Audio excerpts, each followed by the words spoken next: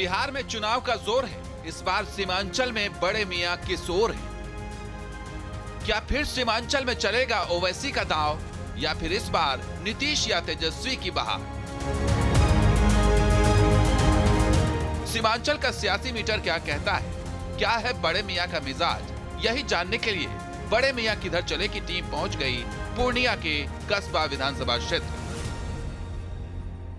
बड़े मियां किधर चले की टीम पहुंच चुकी है कसबा। कसबा दरअसल विधानसभा क्षेत्र है जो कि पूर्णिया के अंतर्गत आता है। ये दरअसल मुस्लिम बहुल इलाका है। करीब 1,23,000 से ज्यादा यहाँ मुस्लिम मतदाता हैं जो इस बार अपने मताधिकार का प्रयोग करेंगे। लेकिन इस बार मुस्लिम समुदाय के लोग क्या सोच रहे हैं? क्या अहम मुद्दे बिजली, पानी, सड़क जैसे मुद्दे होंगे या फिर तमाम राष्ट्रीय मुद्दे जो चल रहे हैं जिसमें वक्फ बोर्ड को लेकर के, वक्फ बिल को लेकर के कहीं ना कहीं तमाम तरह की बयानबाजी हुई है, उसको लेकर के वो वोट करेंगे। आइए चलते हैं, सीधे उन्हीं लोगों से पूछते हैं और शुरू करते हैं बड़े मियां किधर चले कस्बा से। कसबा विधानसभा सीट की बात करें तो ये कांग्रेस का मजबूत किला माना जाता है। यहाँ से लगातार 3 बार कांग्रेस ने जीत हासिल की है, लेकिन इस बार हालात बदल चुके हैं।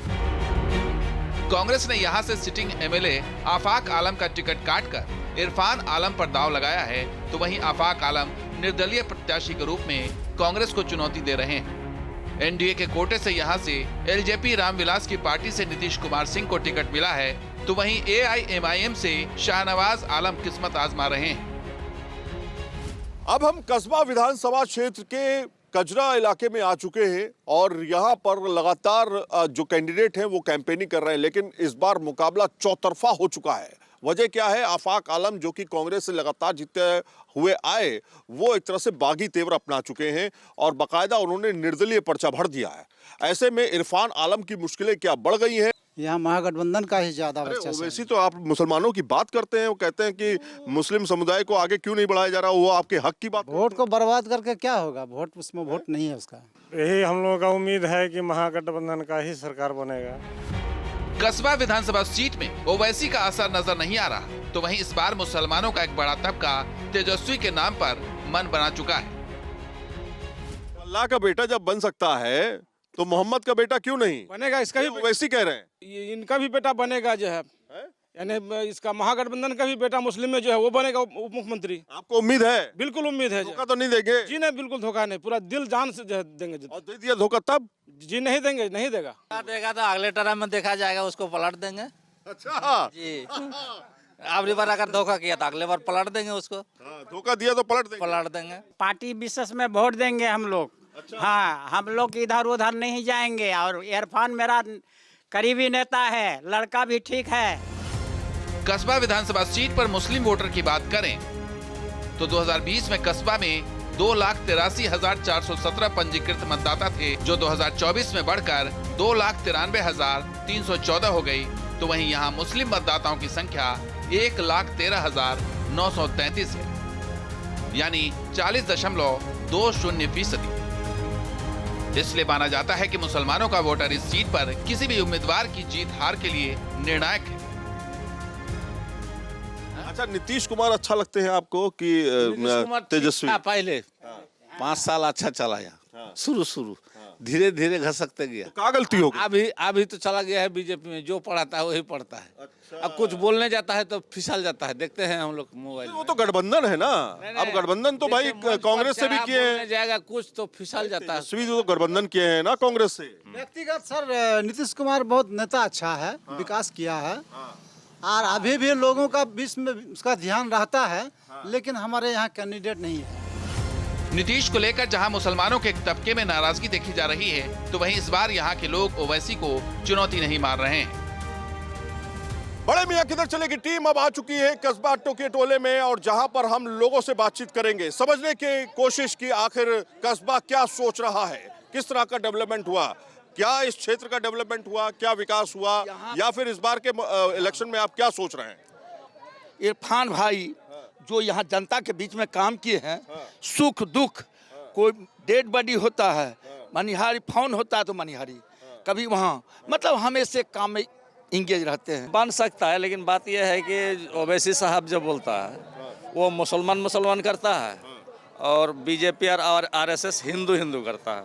इसीलिए जो मुसलमान अच्छा एक्टिव है वो जो है उस बात से वोट नहीं करेगा। 10,000 रुपए बांट दिए महिलाओं को, 10-10 हजार में रोजगार चल जाएगा। जी बिल्कुल रहेगा उसका प्रभाव, उसका बिल्कुल रहेगा और हमेशा रहेगा। अब अच्छा, हम लोग का दिल में बसा हुआ है। दिल में बसा हुआ है तेजस्वी जी बिल्कुल। नीतीश कुमार जी से यही निवेदन है कि सभी जीविका दीदी को 21,000 रुपये न्यूनतम वेजेस पे परमानेंट बहाली क्यों नहीं कर सकता है? अच्छा, 21,000 रुपए पे परमानेंट करे।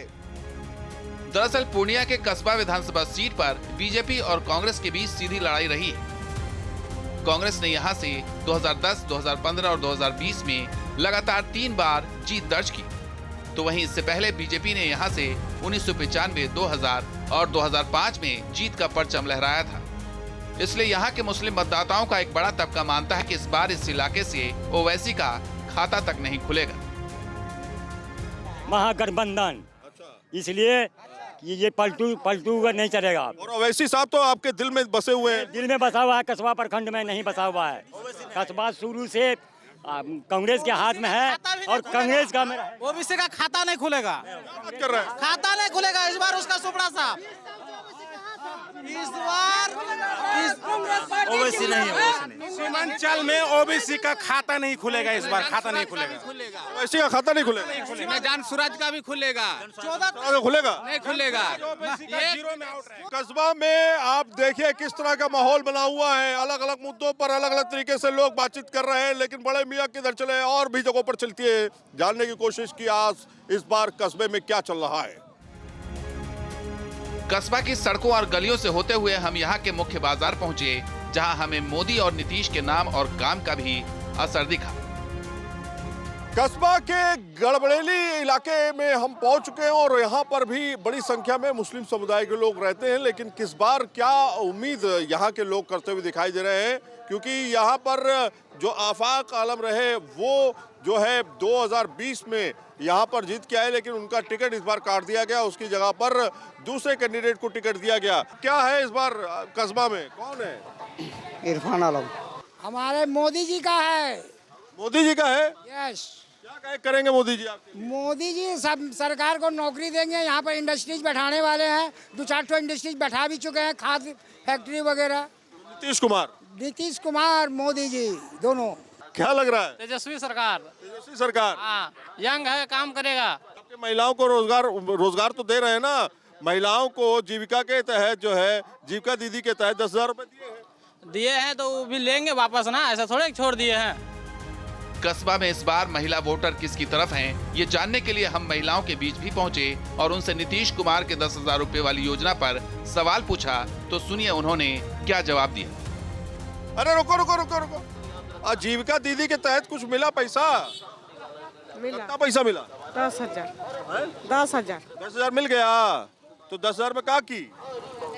10,000 में मुर्गी पालते हैं। मुर्गी पालन की। 10,000 में मुर्गी पालन की। कितना मुर्गी खरीदी?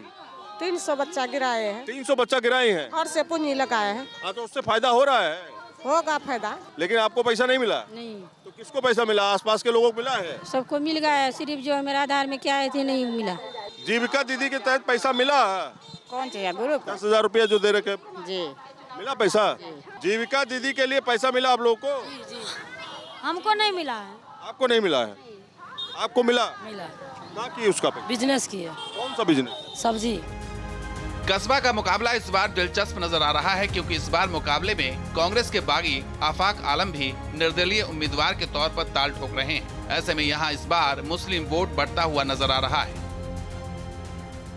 नेहरू चौक पर हम इस समय मौजूद हैं और ये है नेहरू चौक जो आप देख रहे हैं यहाँ का, और यही मुख्य जगह है। छोटा सा कस्बा है ये, ज़्यादा बड़ा कस्बा नहीं, लेकिन यहाँ पर जब से कांग्रेस में खींचतान शुरू हुई है उसको लेकर के लगातार यहाँ पर जो है समीकरण बदलते हुए दिखाई दे रहे हैं। क्या लग रहा है तुम्हारे कस्बा में? कस्बा में तो लग रहा है कि कांग्रेस का निकलेगा। कांग्रेस का निकलेगा। हम लोग यहाँ माहौल बना हुआ एकदम। माहौल बना हुआ है। तो आफाक आलम को टिकट नहीं दिया, इस बार इरफान को दे दिया है कांग्रेस ने। देने से क्या फर्क पड़ता तो कौन है इस बार? तो जो पुरनका है वही रहेगा। जो पुरनका है वही रहेगा। जो पुरनका है वही रहेगा। अच्छा, आफाक आलम। जाहिर है 3 बार से विधायक रहे आफाक आलम कांग्रेस उम्मीदवार इरफान आलम को कड़ी टक्कर दे रहे हैं और जिस तरीके से रुझान आ रहे हैं इससे यही लग रहा है कि मुसलमानों का वोट बंटने से इस बार कांग्रेस का खेल बिगड़ सकता है। क्या हाल है, क्या समाचार है? समाचार आप बताइए, कस्बा का समाचार बताइए। कस्बा का समाचार पूछिएगा? अरे कस्बा का समाचार तो एकदम उत्तम है। आफाक आलम थे पहले। अब हाँ हाँ अभी कौन प्रेजेंट है, अभी विधायक है, अभी हाँ, लेकिन कौन है इस बार? उसी का चांस सर। वो तो निर्दलीय खड़े होगा है तो क्या हुआ, ईमानदार है ना। बता। अरे भैया एक मिनट आओ यार, क्या नाम है? अरे थोड़ा सा बताओ ना, क्या लग रहा है? माहौल तो ठीक है मगर सब टक्कर में है। आफाक आलम का तो चांस है, ये है लग रहा है। आफाक आलम का? वो तो निर्दलीय खड़े हुए हैं, कांग्रेस से बगावत कर दी एक तरह से। वो तो पता नहीं मगर लग रहा है, पता नहीं माहौल तो उसी का लग रहा है। चुनावी माहौल में गड़बड़ है, गड़बड़ है, सबका है, सबका है, थोड़ा थोड़ा सबको मिल जाएगा। हाँ वही समझिए। तो आपका किसको जाएगा? खिचड़ी है, खिचड़ी खिचड़ी बनेगा। भाई साहब क्या माहौल है? माहौल है हाथ छाप का। है? हाथ छाप ये वाला जी, ये वाला कमल न कमल वाला नहीं, हाथ छाप कि तीर वाला? हाथ छाप। तीर तो है तीर वाला तो ही नहीं, जेपी है ना, हेलीकॉप्टर से उड़ाएगा वो बस हवा मुड़ गया। लेकिन कांग्रेस उम्मीदवार इरफान आलम पार्टी के बागी आफाक आलम को चुनौती नहीं मान रहे हैं। वो कस्बा की चुनावी जंग को घरेलू बनाम बाहरी बनाने की कोशिश कर रहे हैं। सुनिए, नहीं बता रहे हैं, यहाँ एनडीए गठबंधन का जितना भी कैंडिडेट है सब पैरासूट से है और सब अरे भाई नीतीश हो या दास हो, दोनों पैरास। उसका अमोर घर है, इसका कहाँ मुजफ्फरपुर बेगूसराय कहाँ घर है? क्या प्रदीप दास जी का घर यहाँ है? नहीं है। नीतीश सिंह का घर है? नहीं है। तो नहीं है घर। कस्बा को लोग जो चारागाह समझ लिया है ना, यहाँ का जो जनता तय कर चुका है, हिंदू मुस्लिम सिख ईसाई सब लोग फाइनल कर चुका है, बाहरी भगाओ कस्बा बचाओ। लेकिन एलजेपी उम्मीदवार मोदी और चिराग के नाम पर और नीतीश के काम पर जनता से जीत का आशीर्वाद मिलने का दावा कर रहे हैं। हमारा लक्ष्य है जो 15 वर्षों से एनडीए का जो विकास की रथ कस्बा की गलियों में नहीं पहुंच पा रहा है, हर घर तक नहीं जा रहा है, तो हमारा लक्ष्य, जैसे हमारे नेता युवा सम्राट चिराग पासवान जी का